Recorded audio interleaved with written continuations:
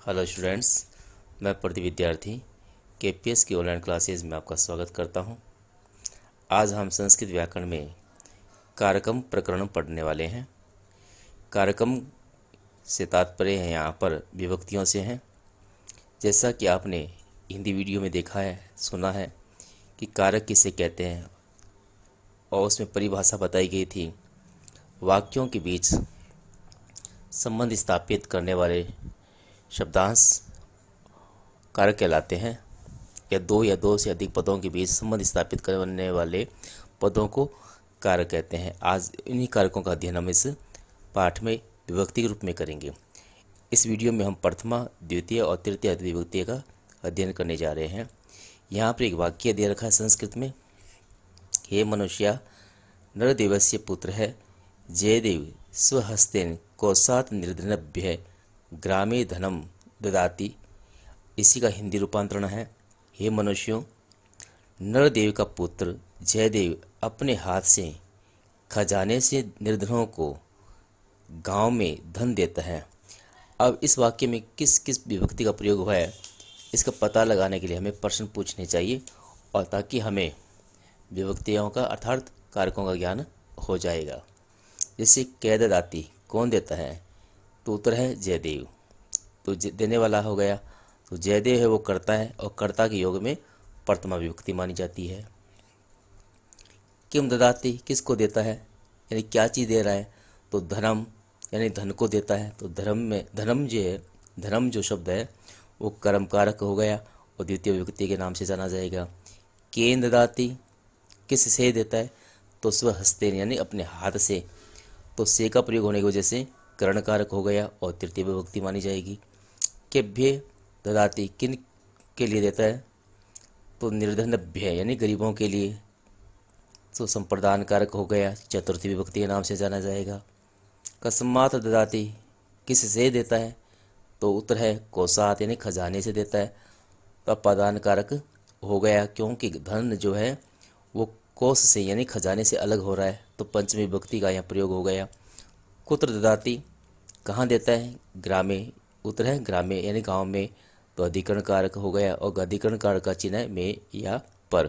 तो सप्तमी विभक्ति मानी जाएगी। इस प्रकार हम बारी बारी करके यहाँ पर क्रमशः प्रथमा, द्वितीय और तृतीय विभक्ति का अध्ययन करेंगे। शेष विभक्तियों का अध्ययन हम अगले वीडियो में करेंगे। जैसा कि आप जानते हैं कि संस्कृत भाषा में कारक 6 माने गए हैं। कर्ता कारक, कर्म कारक, कर्ण कारक, संप्रदान कारक, अपादान कारक और अधिकरण कारक। ये 6 कारक कहे गए हैं। या हम कर्ता कारक के रूप में प्रथमा विभक्ति का प्रयोग करते हैं। इसके नियम इस प्रकार। नियम नंबर 1, जो क्रिया करने में स्वतंत्र होता है वह कर्ता कहा जाता है। जैसा कि कहा गया है स्वतंत्र कर्ता। उक्त कर्ता में प्रथम विभक्ति इस प्रकार है, राम पठति। तो इस वाक्य में राम जो है पढ़ने की क्रिया करने वाला है, तो राम यहाँ कर्ता हो गया।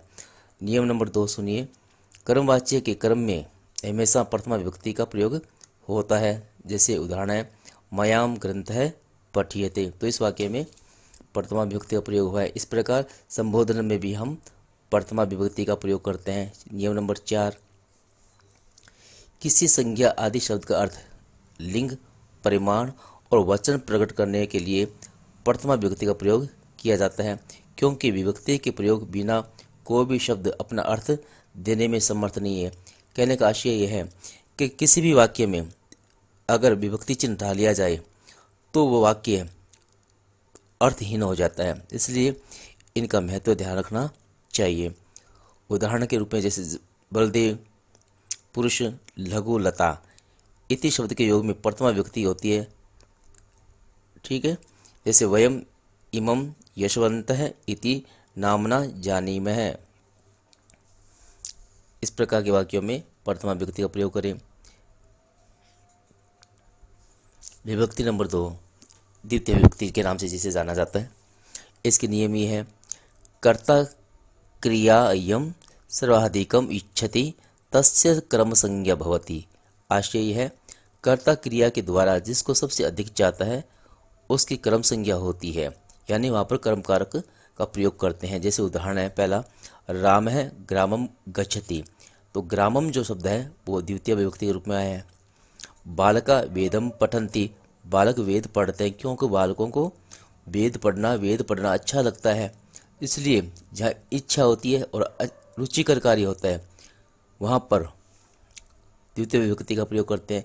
जैसे साधु तपस्याम अकरोत्, साधु ने तपस्या की, तो तपस्या जो शब्द है इसलिए द्वितीय विभक्ति के रूप में माना जाएगा कि साधु की इस तपस्या करने में इच्छा है।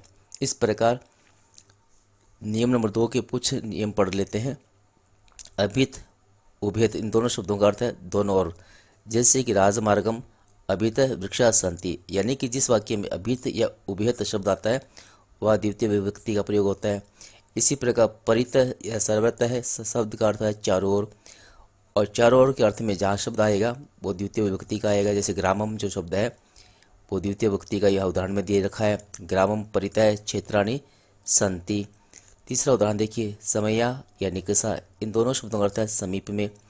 जैसे कि अनुवाद करते हैं इसका, विद्यालय निकषा विद्यालय अस्ति, तो या निकषा शब्द आने की वजह से विद्यालय जो शब्द है वो द्वितीय विभक्ति का होगा। इस प्रकार यहाँ पर अतिरेण जिसका अर्थ है बिना, अंतरा एक का अर्थ है बीच में, धिक का अर्थ है धिक्कार, हा का अर्थ है हाय, प्रति का अर्थ है और, अनु का अर्थ है पीछे, यावत का अर्थ है तक, अधो अधः का अर्थ है सबसे नीचे, अधियति अंदर अंदर बताने की स्थिति में, ऊपरी ऊपरी ऊपरी मतलब ऊपर की स्थिति बताने के अर्थ में।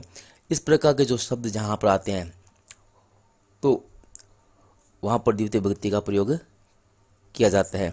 इसके अलावा आदिशीड़ स्था सम क्रम है, अधि उपसर्ग पूर्वक शीड़ स्था तथा आस धातुओं के योग में इनके आधार की क्रम संज्ञा होती है तथा क्रम में द्वितीय विभक्ति का प्रयोग हो जाता है। जैसे उदाहरण है अधिष्यते, जिसका अर्थ है सोता है, सुरेश है संयाम अधिशते, इस वाक्य में द्वितीय विभक्ति का प्रयोग हुआ है। इस प्रकार अधिशते, अधितिष्ठति, अध्यास्ते जहाँ पर आते हैं वहाँ पर द्वितीय विभक्ति का प्रयोग करें। इस प्रकार नियम नंबर 4 है, उप अनु अधि आ उपसर्ग जहाँ पर आते हैं शब्द के पूर्व, धातु के पूर्व, धातु के पहले अगर उप अनु अधि आ उपसर्ग आते हैं वहाँ पर भी द्वितीय विभक्ति का प्रयोग करते हैं। जैसे उदाहरण है उपवसति, पास में रहता है, ठीक है। इसका वाक्य पढ़ते हैं, श्याम नगरम उपवसति, श्याम नगर के पास रहता है। इस प्रकार अनुवसति यानी का अर्थ है पीछे रहता है। कुलदीप गृहम अनुवसति, तो गृहम जो शब्द है वो द्वितीय विभक्ति का है। इस प्रकार नगरम गृहम जयपुरम जो उदाहरणों में शब्द आए हैं वो सारे के सारे द्वितीय विभक्ति के आए हैं। फिर हम पढ़ते हैं अभिनिवेश्च अभिन्नी, इन दो उपसर्गों के योग में विश धातु का प्रयोग होने पर इसके आधार किस क्रम संज्ञा हो जाती है और यहाँ पर द्वितीय विभक्ति का प्रयोग होता है। अभिनिवशते यानी कि प्रवेश करता है, प्रवेश करने के अर्थ में भी द्वितीय विभक्ति का प्रयोग किया जाएगा। जैसे दिनेश ग्रामम अभिनिवशते, अभिनिविशते दिनेश गांव में प्रवेश करता है, तो यह प्रवेश करने के अर्थ में भी द्वितीय विभक्ति का प्रयोग किया गया। संस्कृत में 16 प्रकार की द्विक्रमक क्रिया मानी गई है जो इस प्रकार है और उनका हम वाक्य में प्रयोग भी पढ़ते हैं। पहले मैं आपको यहाँ पर द्विक्रमिक क्रियाएं जो है 16 वो पढ़ के बताता हूँ।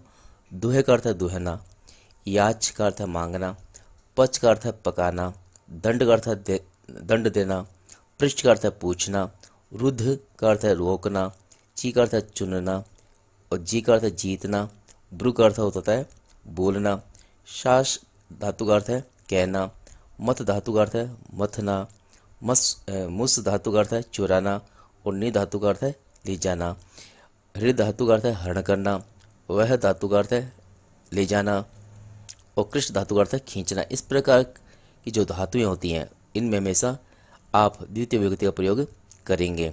जैसे कि यहाँ कुछ उदाहरण मैं पढ़ के बता देता हूँ। द्वि धातु के प्रयोग का हम उदाहरण पढ़ते हैं। गोपाल है, गाम दुग्धम दुग्धि, यानी गोपाल गाय से दूध दुहता है। तो इस वाक्य में द्वितीय विभक्ति का प्रयोग हुआ है गाम में।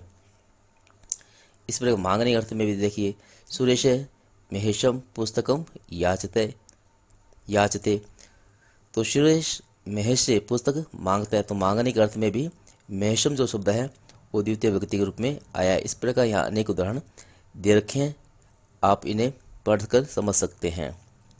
फिर आगे बढ़ते हैं नियम नंबर 7 में,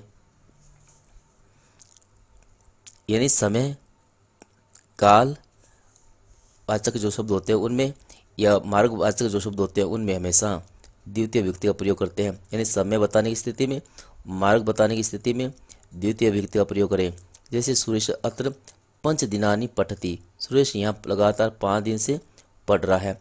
तो 5 दिन ये अवधि हो गई, काल हो गया, समय हो गया, तो यहाँ पर द्वितीय विभक्ति का प्रयोग किया गया है। फिर मोर मासम अधिते अधिते, मोर लगातार महीने भर से पढ़ता है। तीसरा उदाहरण देखिए, नदी क्रोशम कुटिला अस्ति, नदी कोस पर तक लगातार टेढ़ी है। और प्रदीप है योजनम पठति, प्रदीप लगातार एक योजन तक पढ़ता है। इस प्रकार के जो वाक्य हुए हैं जिनमें समय का बोध करवाया गया है या मारक का बोध करवाया गया है, तो मारक और समय की स्थिति में हमेशा द्वितीय विभक्ति का प्रयोग होता है। अब हम पढ़ते हैं विभक्ति नंबर 3 यानी तृतीय विभक्ति।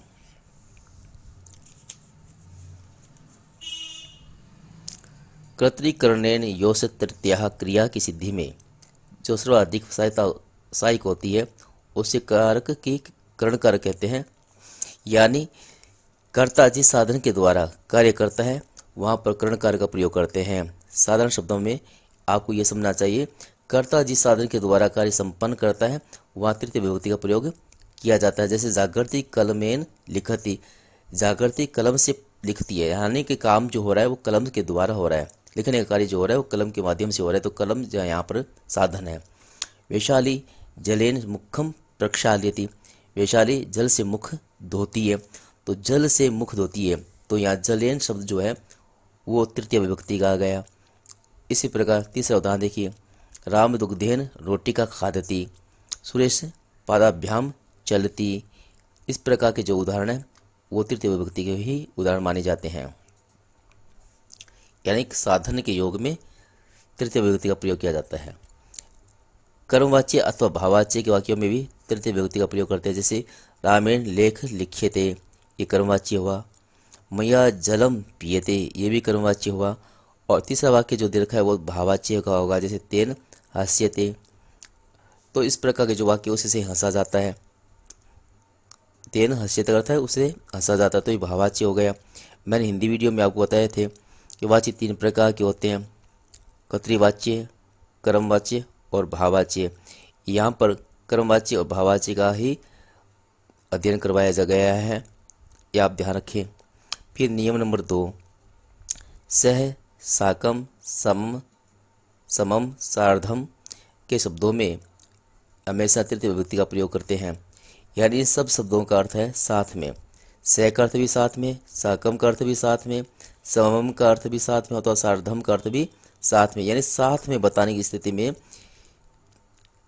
हमेशा तृतीय विभक्ति का प्रयोग करते हैं। जैसे जनक पुत्रेण सह गच्छति, पिता पुत्र के साथ जाता है, तो पुत्रेण जो शब्द आया है वो तृतीय विभक्ति का आया।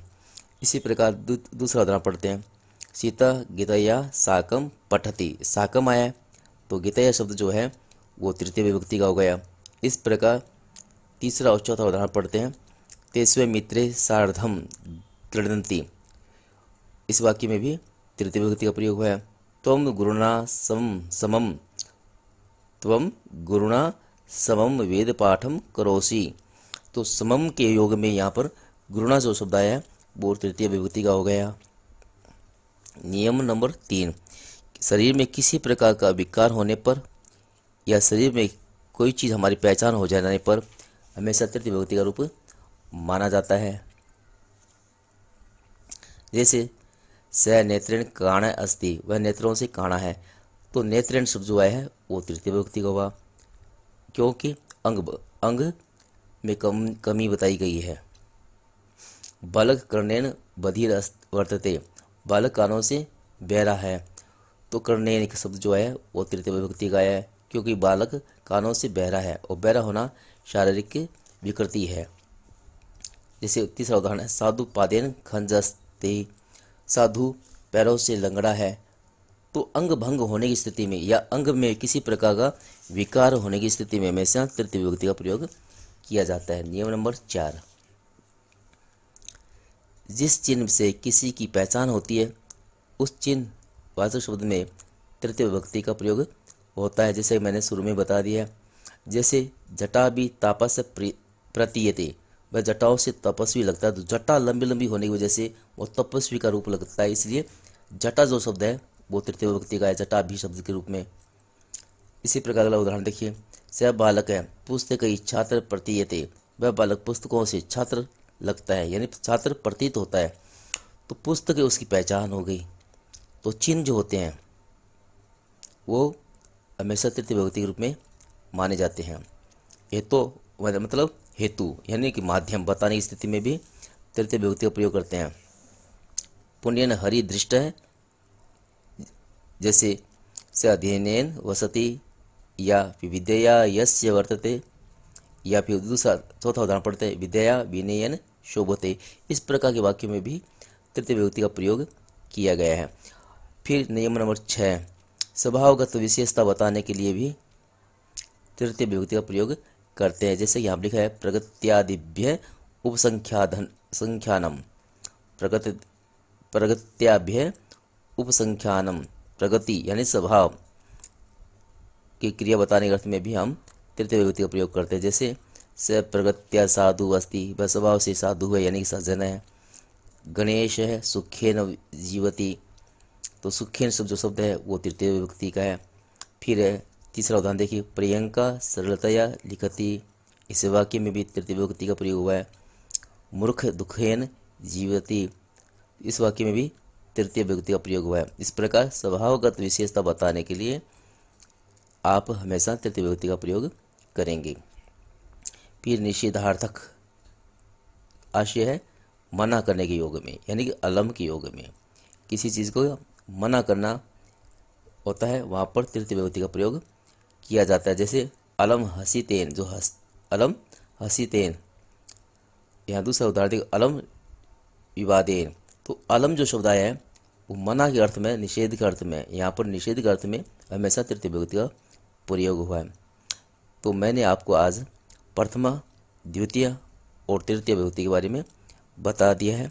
एक बार मैं पुनः बता देता हूँ, जिन्हें हम हिंदी में कारक कहते हैं, संस्कृत भाषा में उन्हें विभक्ति के नाम से जाना जाता है। चिन्ह वही रहते हैं जो कारक के रहते हैं, कारक के मतलब विभक्ति से ही है। इस प्रकार आज का ये पाठ हमारा समाप्त हुआ। अगले वीडियो में हम चतुर्थ विभक्ति से सप्तमी विभक्ति तक का अध्ययन करेंगे। तब तक आप इस पाठ का अध्ययन कीजिए और आशा करता हूँ आप इस पाठ को समझने का पूरा प्रयास करेंगे और परीक्षाओं के लिए अच्छी तैयारी करेंगे और घर पर नियमित रूप से सभी प्रकार के वीडियो जो भेजे जा रहे हैं विषयों के, वो आप निरंतर देखते रहेंगे और अपना अध्ययन जारी रखेंगे। से धन्यवाद।